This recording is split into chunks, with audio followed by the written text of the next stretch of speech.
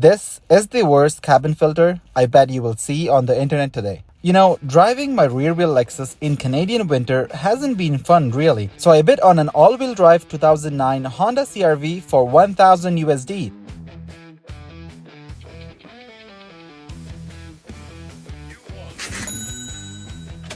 And it runs and drives, which seemed pretty decent with a rear-end collision.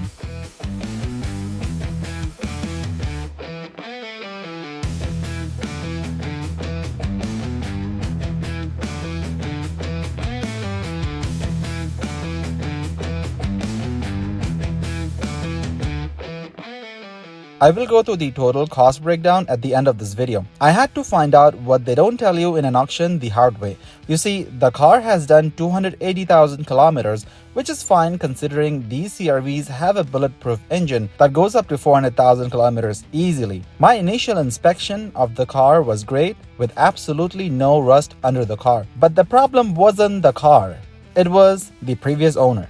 Turns out, the previous owner was a dog mom and probably worked in an animal rescue center, and her dogs were shedding like a banshee.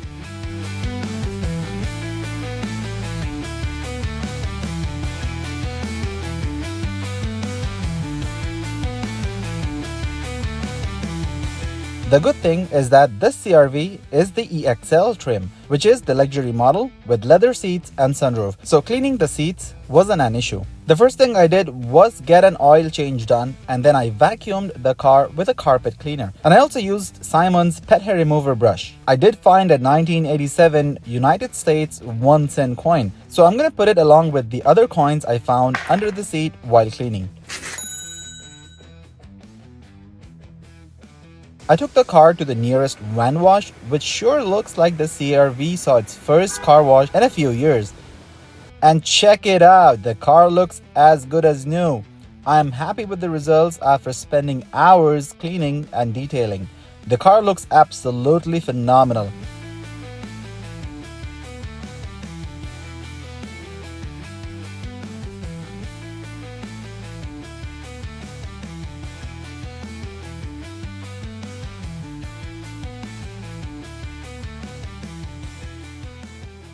Now it's time to do some maintenance. I'm going to inspect the engine air filter.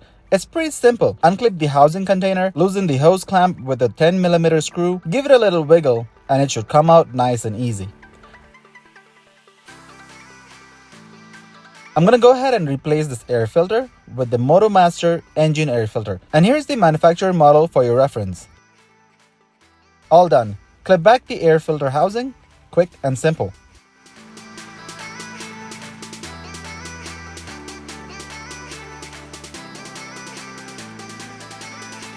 Next, I'm gonna fill the windshield washer reservoir with -45° de-icer fluid, and that should make it easy for me to operate during the snow.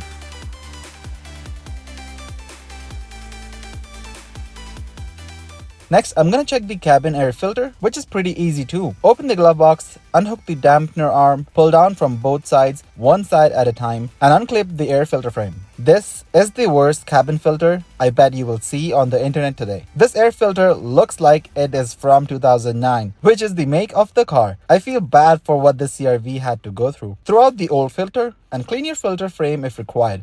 Then slide in the new filter. I'm gonna use a MotoMaster cabin air filter, and you can see the model on the packaging. Slide the frame back in the cabin until you hear a click.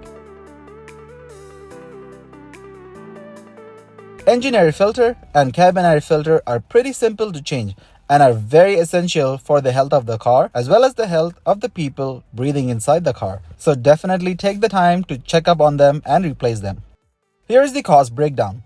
The total cost of purchase was 2,100 Canadian dollars. That's about 1,500 USD after charges and taxes. The cost of replacing the rear hatch and the rear bumper, rear brakes, and labor was about 3,600 Canadian dollars. And the cost of maintenance and registration was about another 400 Canadian dollars. That brings the total cost of ownership to 6,100 Canadian dollars. That is approximately about 4,300 USD. A bit of research online, and the market value of this car seems to be between 8 to 11,000 Canadian dollars. There are tons of work I will be doing on this car, including painting and modernizing the CR-V, just like my Lexus. So let me know what you guys think on the comments below, and if you've learned something new, hit that thumbs up button and don't forget to subscribe.